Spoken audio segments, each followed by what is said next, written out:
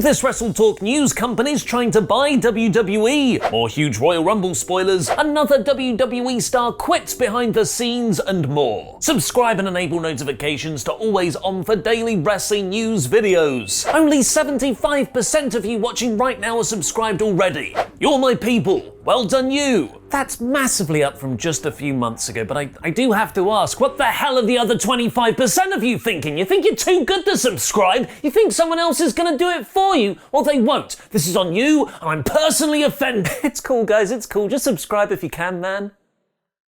Support WrestleTalk!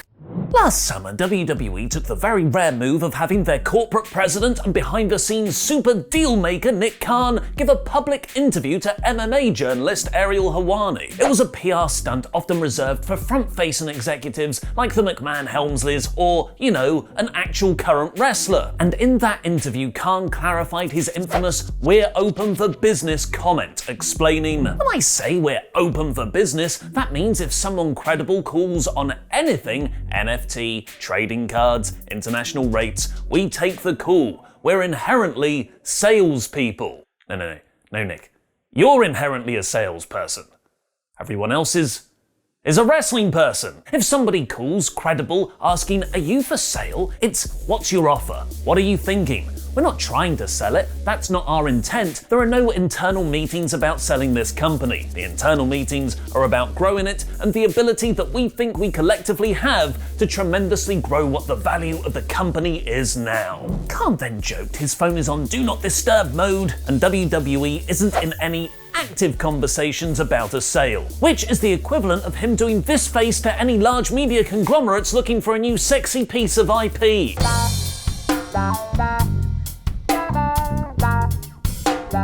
The interview, combined with WWE's mass budget cut strategy of releasing hundreds of wrestlers and behind-the-scenes staff, got people seriously speculating that Khan, famous for his billion-dollar WWE deals with Fox and the USA Network, had been brought into the company by Vince McMahon for the explicit purpose of selling it. And now Khan himself has suggested his kinky "we're open for business" tease has worked. In a new interview with the Sports Business Journal, and when I say interview, I actually mean carefully constructed and placed negotiating ploy for an eventual buyer, Khan revealed the company has taken some inbound calls from companies looking to buy. But he stressed that WWE is not in active conversations trying to sell the company and is not actively looking to sell. I.e., we've had a few offers, but I'm more expensive than that, boys. You'll have to do better.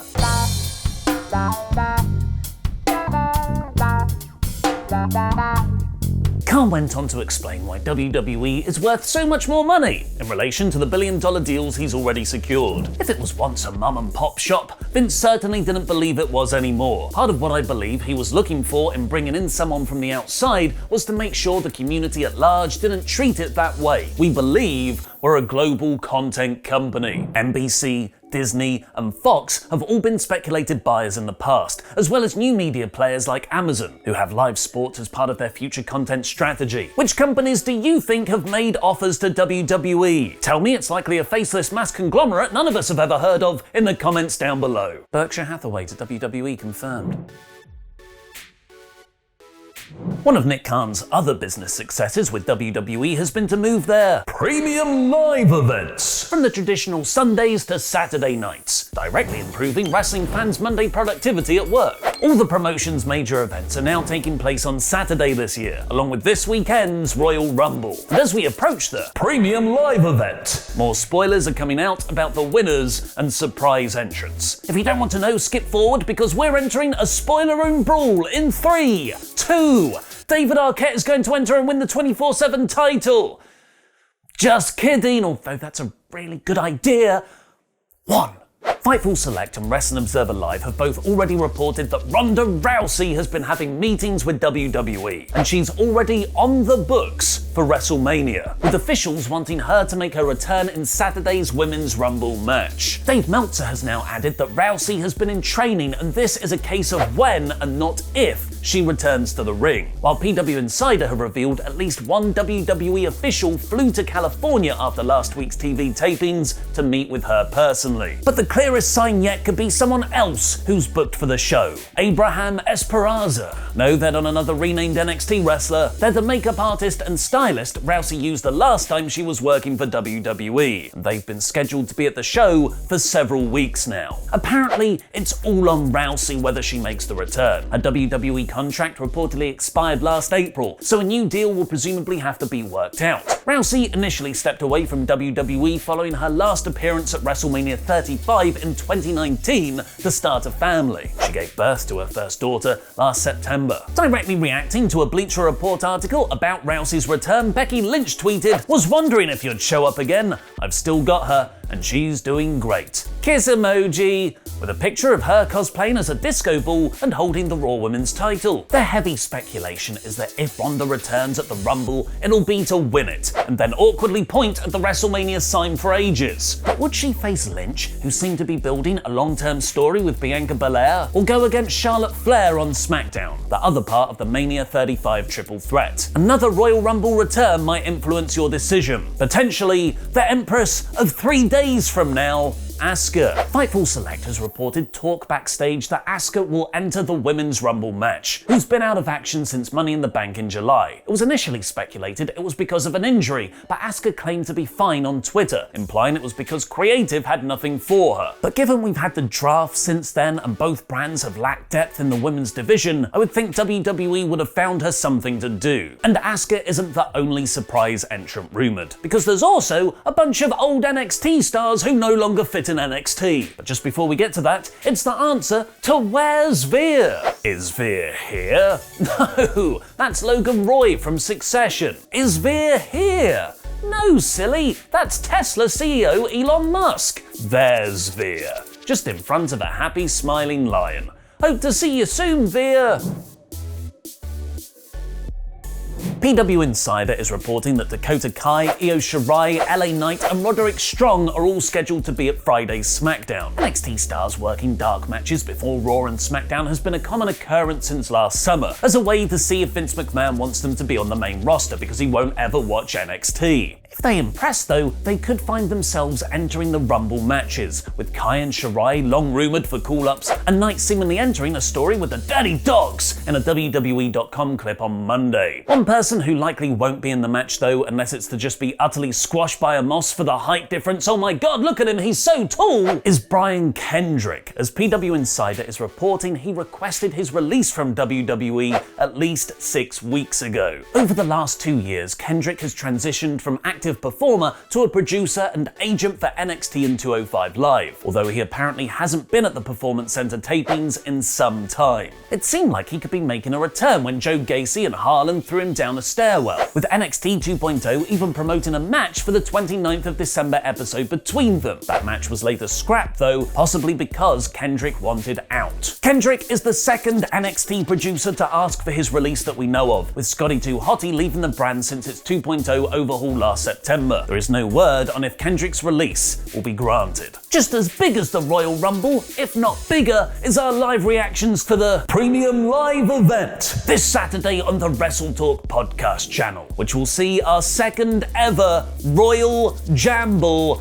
event. 10 competitors, each randomly assigned 3 numbers that enter the stream when their one comes up and chucked out when they're eliminated, with the winner getting a championship title shot at WrestleMania. WrestleJamia, we call it WrestleJamia. Adam Blompier, Andy Datson, Tempest, Mod Mother Jenna and Social Media Abby have all declared as hailing from WrestleTalk. There's SP3 Sat and Dan Layton as wildcards. And kicking open the forbidden board, No Rolls Barred invades, with Hobby Knights Angela and Sully. I have dreamt since I was a small boy to be involved in the Royal JAMBLE. I remember being only 3 or 4 years old and seeing Luke Owen and Ollie Davies do amazing stuff out there in that JAMBLE ring. And now, it's finally my time.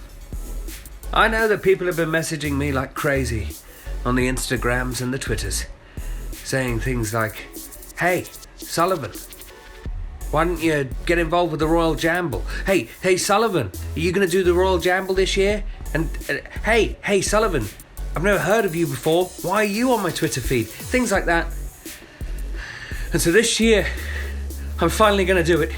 Royal Jamble 2022. I'm there. Go subscribe and enable notifications to always on for our WrestleTalk podcast channel to watch that this Saturday and our prediction show after the NXT review today. Speaking of, now it's time for Tempest's review of NXT in about 5 minutes.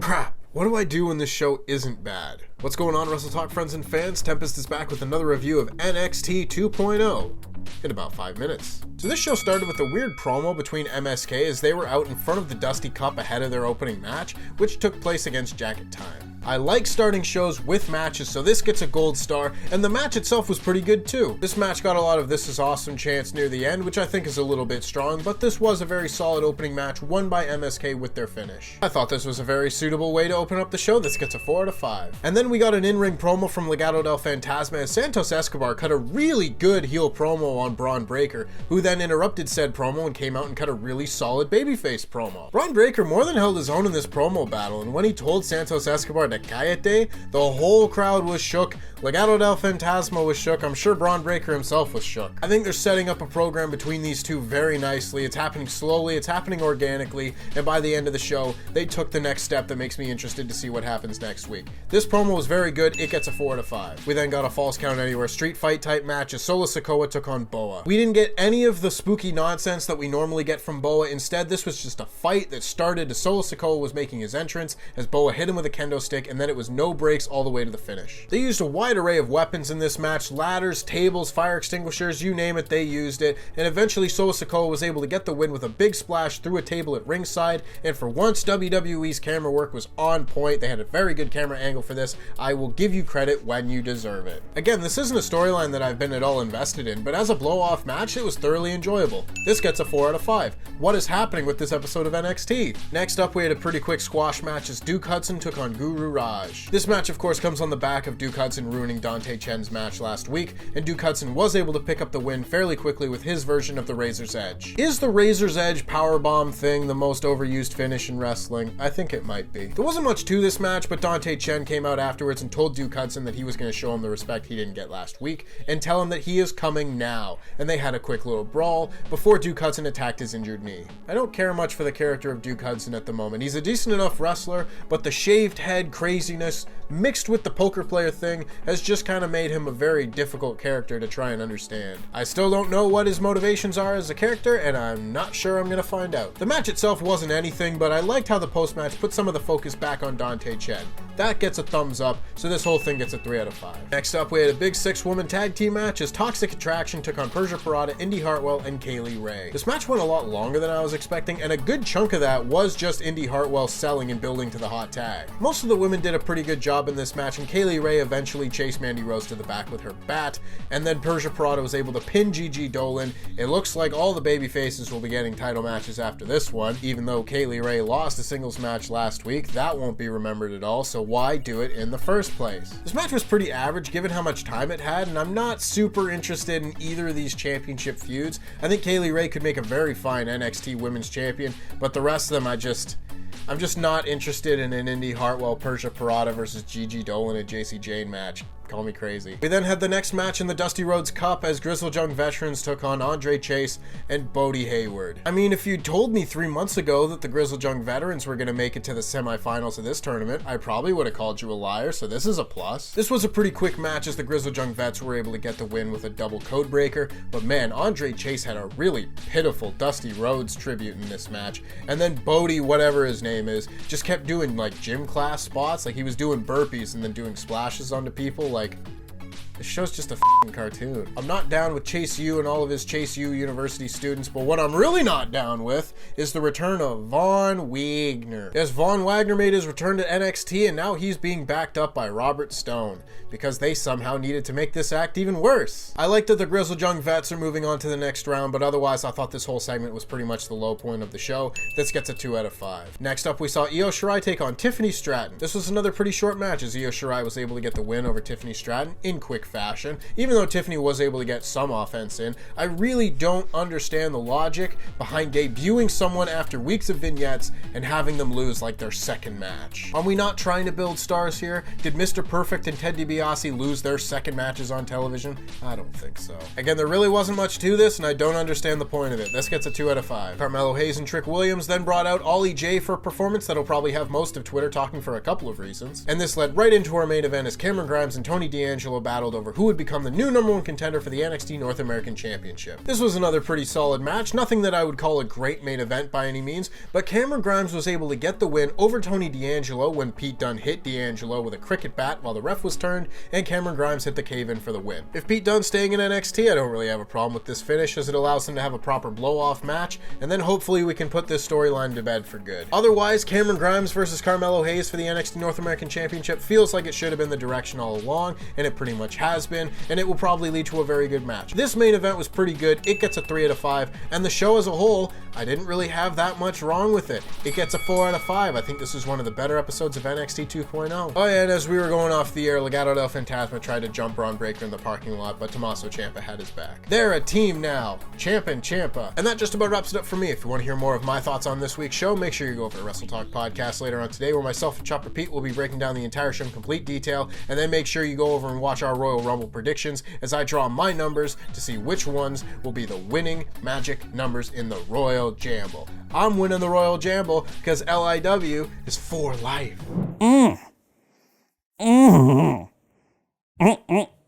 Oh, hi there. I was just enjoying one of our brand new t-shirt designs at WrestleShop.com. It feels great on my nipples. Go check them out on the link below, and also watch the 10 most powerful people in wrestling you've never heard of. Authority figures in wrestling come in all shapes and sizes, from Constable Corbin in his very sensible waistcoat to Dad who got lost while walking the dog Commissioner Foley, and even swaggering incomprehensible growler Vince McMahon. But not all authority figures have actual authority, not all of them are a higher power, by which I mean have a major role backstage like Triple H and his corporate alter ego Paul from the back office.